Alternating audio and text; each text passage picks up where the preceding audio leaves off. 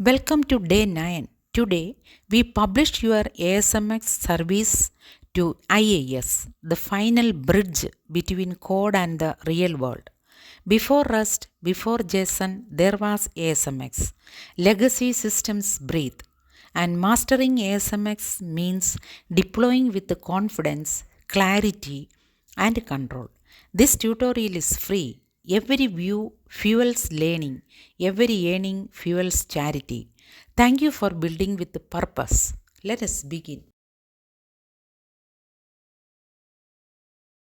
Before deploying your ASMX API, ensure IIS has ASP.NET, .NET 3.5 and web services enabled. These components are required for your service to run correctly.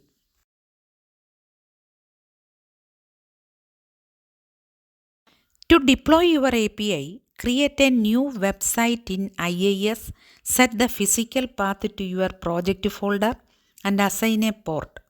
This makes your API accessible on your network.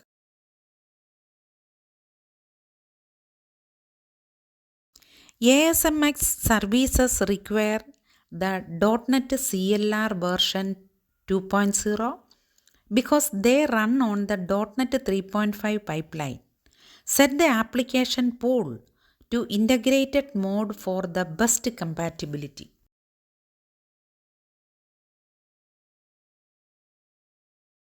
For production, set debug to false, enable custom errors, and update your connection string. These settings improve performance and security.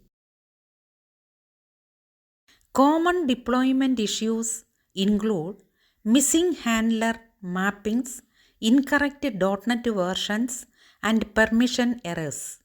Understanding these helps you troubleshoot quickly. Day 9 is complete. You have published your project.